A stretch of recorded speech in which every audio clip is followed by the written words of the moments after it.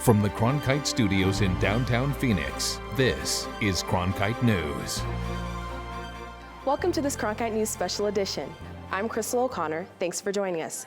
Cronkite News is not only one of the largest news organizations in the state, we're the only news agency in Arizona with a permanent news bureau in the nation's capital. Tonight, a compilation of stories from our reporters based in Washington, D.C. The discussion of how to secure our southern border continues on Capitol Hill.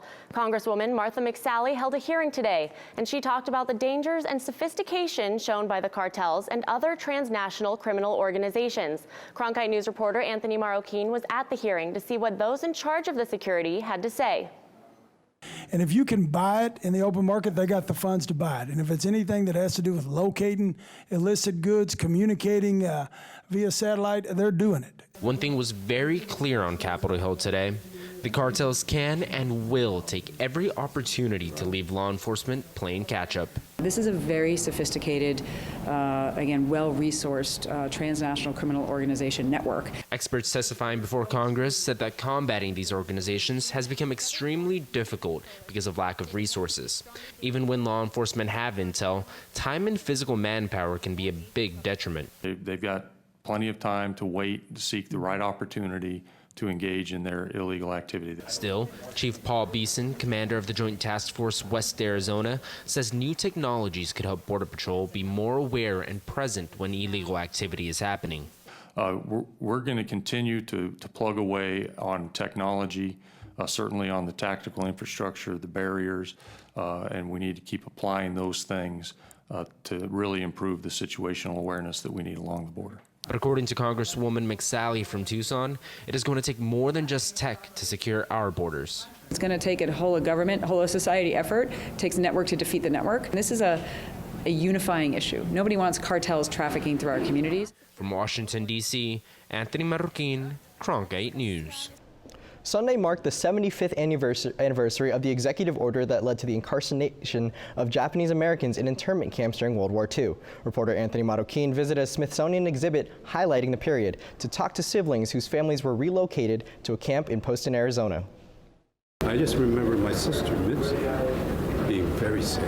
Like most people, Mitzi and Seishi Oka don't have vivid memories of their childhood. It was you.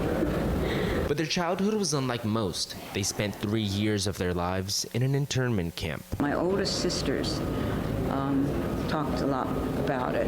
In May of 1942, the Oka family was rounded up and brought to an internment camp in Poston, Arizona, as part of an executive order signed by President Franklin Delano Roosevelt.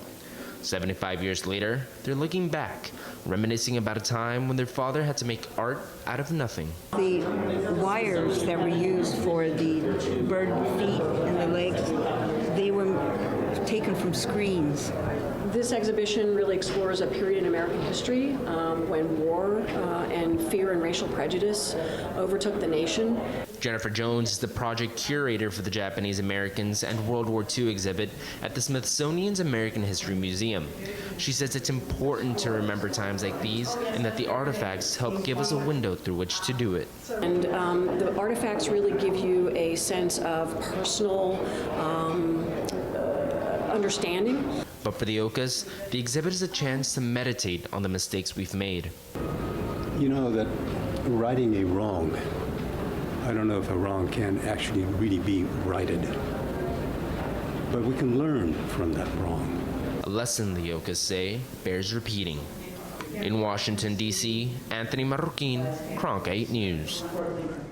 The exhibit will run through February 19th, 2018. But if you want to learn more about the Oka's journey, visit our website at cronkitenews.azpbs.org.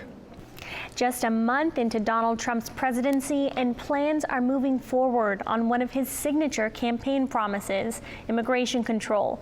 Memos released today on immigration and deportation enforcement are already drawing divisive reactions. Cronkite News reporter Tyler Fingert is live in our nation's capital, breaking it down for us. Tyler? These memos, which were released by the Department of Homeland Security today, are helping the Trump administration fulfill a campaign promise, but immigration advocates are worried that these documents just go too far. In many ways, just create open season for the Department of Homeland Security to go after moms and pops. In 2 lengthy memos, Homeland Security Secretary John Kelly detailed how his agency will heed President Trump's call to aggressively enforce immigration laws. Secretary Kelly also ordered the repair of the current border wall and the expansion across the rest of the southern border. We have an obligation to make sure that the people who are in our country are here legally. DHS plans to stop the controversial catch and release policy and at the same time expanding the 287G program, which will deputize local law enforcement to act as immigration officers. Also affecting Arizona, Kelly is ordering the hiring of 10,000 immigration and customs enforcement officers and 5,000 customs and border protection officers. This despite a federal hiring freeze. The message from this White House and from the DHS is that those people who are in this country and pose a threat to our public safety or have committed a crime will be the first to go, and we will be aggressively making sure that that occurs. While the memos leave in place deferred action for childhood arrivals, also known as DACA, there's concern among immigration advocates about the sweeping nature of these documents. This will have a ripple effect not just on those immigrants directly touched by the scorched earth policies, but on the millions of American families of whom they are part. Martinez says she expects legal challenges will come, and some groups told us today that they are considering that option. We reached out to the U.S. Department of Justice, who declined to comment, and then we also reached out to the U.S. Department of Homeland Security, who never got back to us. For now, live in Washington tonight, Tyler Finger, Cronkite News. From replacing Obamacare to tax reform, the Trump administration has plenty of issues on its plate. One part of the tax reform plan, called border adjustment, has caused contentious debate amongst lawmakers and business leaders. Cronkite reporter Zi Zeng brings us the latest from Washington. With President Trump in the White House, Republicans see a once-in-a-generation opportunity to fix what many call a broken tax code. A public that is sick of the current tax code. They're tired of the complexity. It's unfair. It's costly. It's lots of special tax breaks for some and nothing but headaches for them. Besides lowering taxes for corporations and individuals, another important component of the tax plan is the so-called border adjustment tax. Right now, the U.S. income tax taxes businesses based on where they produce. A border adjustment is a way of modifying the income tax so that it taxes businesses based on where they sell. The Tax Foundation estimates that border adjustment tax would bring in over $1 trillion for the federal government in over 10 years, while having limited effect on businesses. The textbook theories expect this to be a wash, that the stronger dollar will offset both the benefits to exporters and the potential harms to importers. But theory doesn't always turn out the way it is supposed to. And that has Jack Lunsford, CEO of Arizona Small Business Association, worried. I think I'm concerned partly because the strength of the proposal as it appears has a lot to do with economic theory, that somehow the rise in the U.S. dollar would offset higher taxes on companies. You know, that's theoretical. We all know that economic theory can vary based on conditions and other variables. Some analysts say if the dollar does not rise enough, the border adjustment tax will act more like a tariff, and that will leave big retailers that rely on imports like Target in a very hostile business environment. Right, because they now have to pay the import tariff, and they're not compensated for that with a dollar appreciation that makes their money go further. As for now, Voiger said repeal and replace Obamacare should be the priority for the GOP. But House Speaker Paul Ryan said he's committed to make tax reform happen.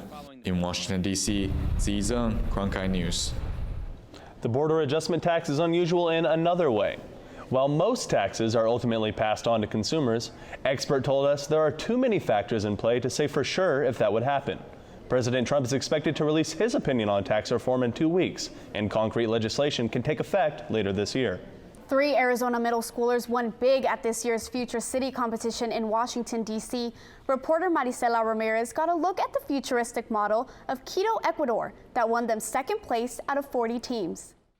Arizona! This year's Future City Challenge is exactly what it sounds like. It challenges middle schoolers to imagine, design, and build ideal cities for the future. These Arizona students focused on transforming the public spaces of Quito, Ecuador.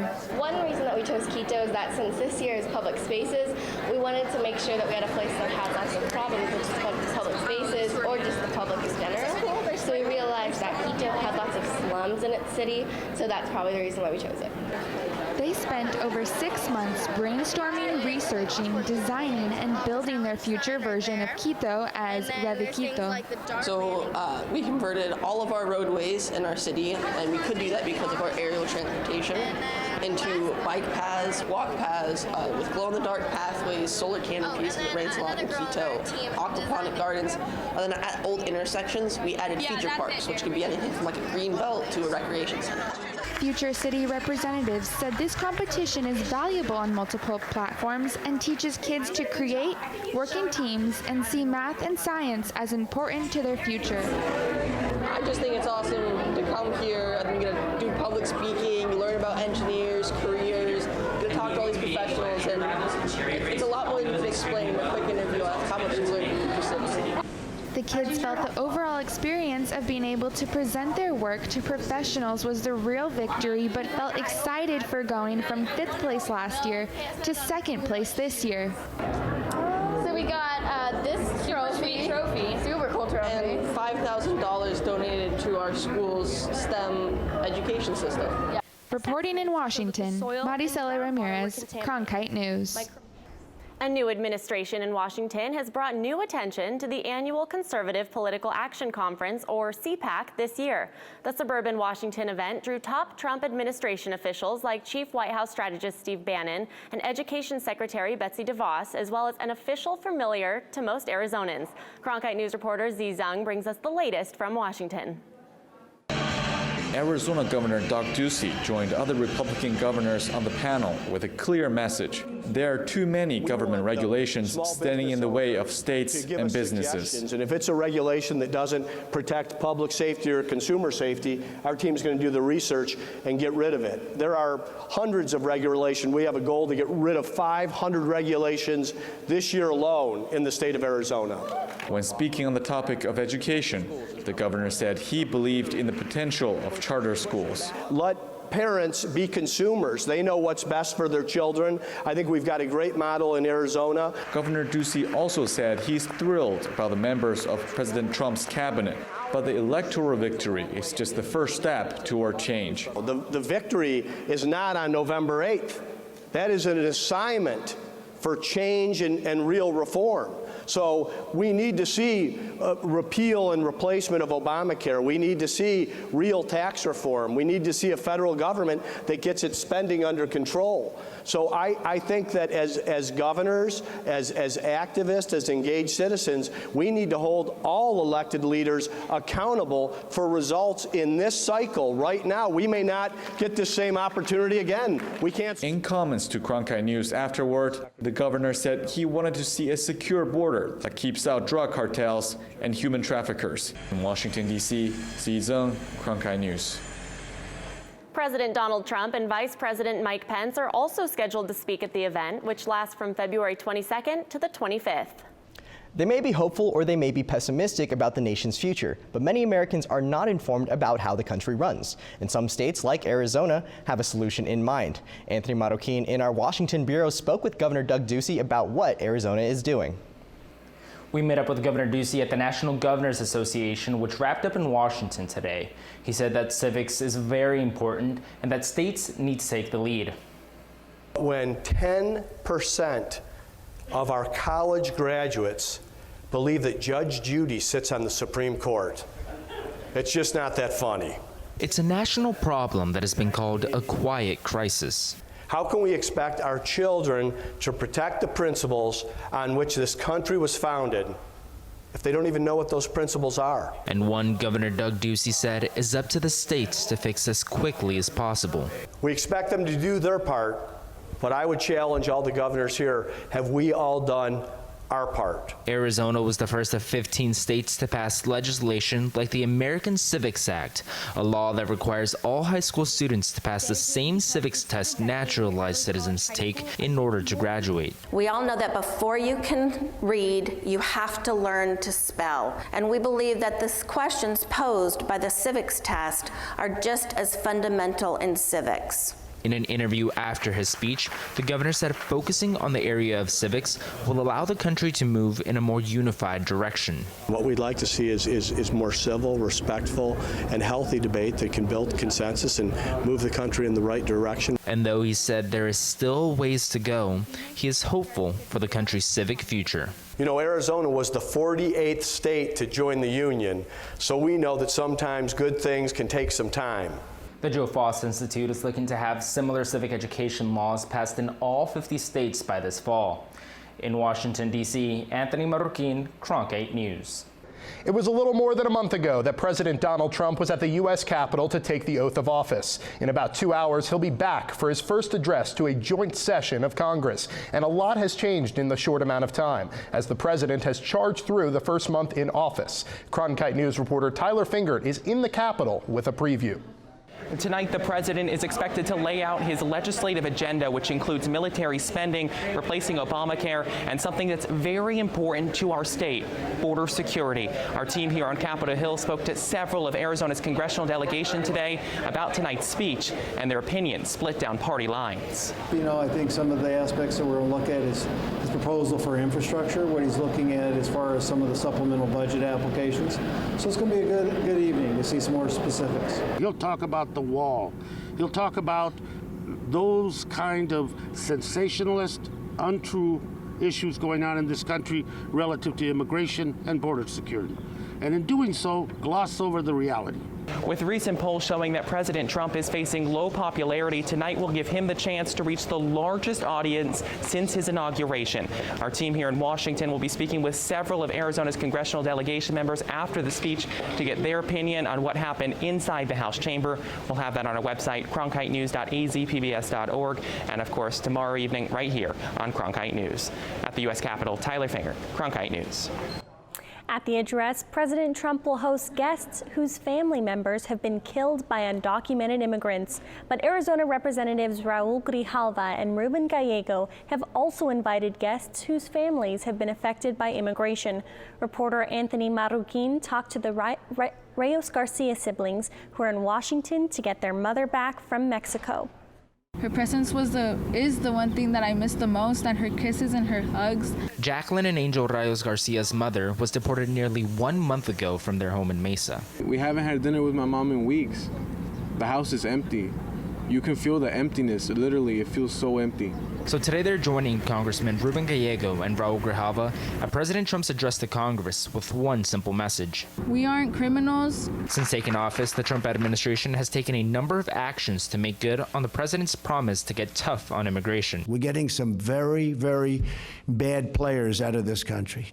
Drug lords, gang members, heads of gangs, killers, murderers. But Congressman Gallego says the hardline stance only makes America less safe. When you start randomly picking up people that are the cooks, the cleaners, the carpenters of the world, people that are raising their families, you're going to shut down that whole community. They're not going to tell you where the bad guys are. Democratic leaders also say that type of rhetoric unfairly portrays everyone who is here illegally as a major criminal. Then you listen to the stories and see the faces of Jacqueline and Angel, and you see that's a family. But the Reyes Garcias aren't letting the rhetoric bring them down. We're using it as motivation to fight harder to bring my mother back.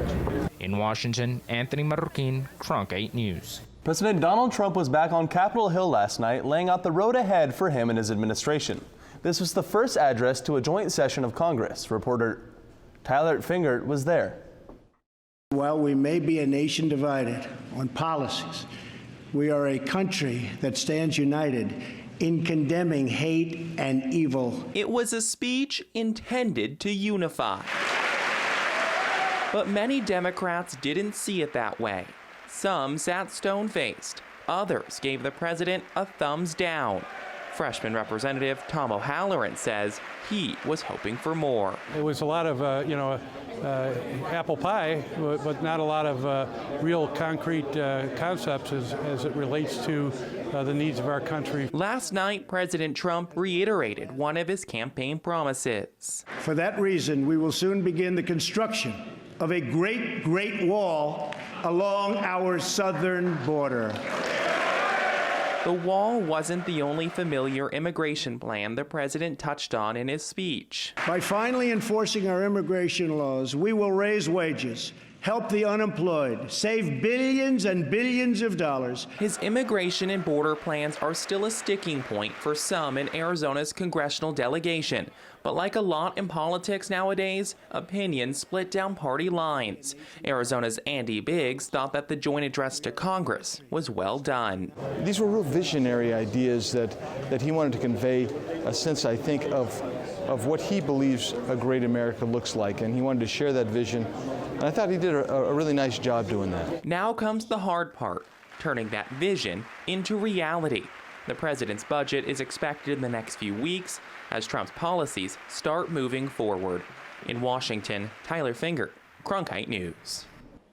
Obamacare, immigration reform, schools, taxes, and spending. There's no shortage of contentious issues in Washington and no shortage of politicians and lobbyists willing to fight over those issues. But some members of Congress think they have a better way. Cronkite News reporter Maricela Ramirez is at the Capitol where she spoke with lawmakers behind a bipartisan push today. That better way is pretty simple. Elected officials should work together instead of fighting. That was a message from a bipartisan group here today. Well, I think the entire country is facing an unprecedented level of hyperpartisanship and political division. But it's our responsibility as citizens to bridge those divides and come together. Sinema is a member of the No Labels Problem Solvers Caucus. Its members say the public demands both sides work together now more than ever. I think it's evident that we are in a time of ugliness and division, and Americans don't want that. They want practical solutions. Another member of the Problem Solver Caucus is West Virginia Senator Joe Manchin, also a Democrat from a red state. He says that bipartisan legislation in Washington isn't easy. You don't live your life from the fringes. You don't run your household from the fringes. You don't run your family from the fringes. You try to find a balance. But here in Washington, it's the hardest thing for us to do is find that middle ground and the balance. Sinema hopes that both sides can put aside their differences to solve our country's problems. It's my hope that we can convince our colleagues on both sides of the aisle to put aside partisanship and ideology and find practical solutions to our country's challenges. After the rally, members of No Labels marched towards their lawmakers' offices to encourage them to work across party lines. Reporting in Washington, Maricela Ramirez, Cronkite News.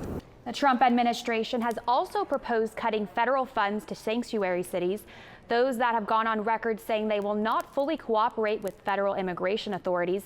At the National League of Cities conference in Washington today, city leaders, including Tempe City Council member Joel Navarro, discussed how to respond. Cronkite News reporter Anthony Marroquin talked to the councilmen about how his personal experiences has shaped his views.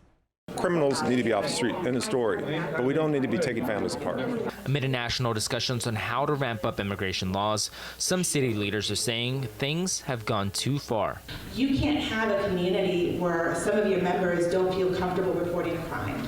That doesn't help anyone. Navarro, who also works as a Phoenix Fire Department division chief, says he's seen that fear in immigrant communities firsthand. You get to hear some of the stories, especially trying to get people that really need emergency help, not wanting emergency help. And it's because of the fear of deportation and things like that. According to Navarro, cities should instead focus on educating immigrant residents about what resources are available to them and how those resources work. Really get them involved in understanding the government. Really get them involved to understand, where they can go and how they can, voice their message. No one at the panel was pushing for the adoption of sanctuary cities, but they said that cities still have the responsibility to help all their residents. This is just our time, and this is our time to be tested, and this is our time to get through these days and make it a country for all. In Washington, Anthony Marroquin, Cronkite News. Phoenix resident Kim Sertich was at the White House to share her Obamacare horror story with President Donald Trump on Monday. Cronkite News reporter Tyler Finger caught up with her today.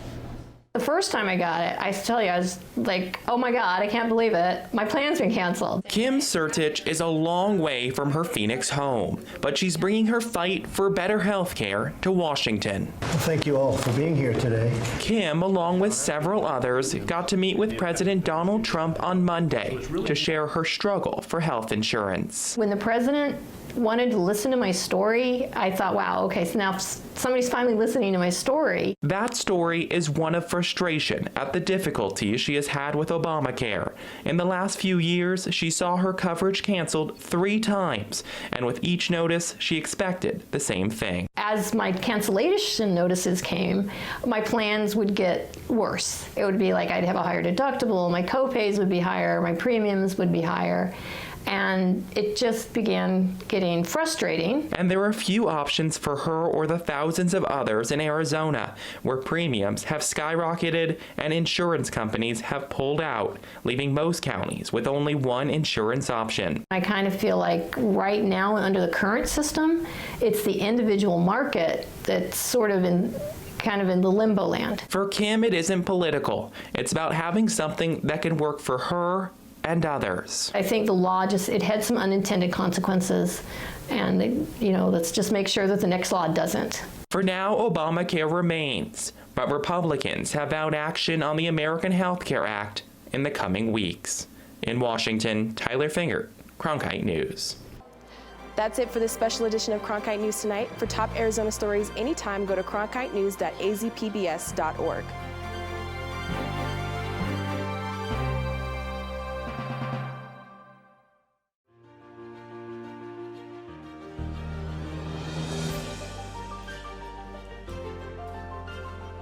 Officially from 36, and he hooks it in.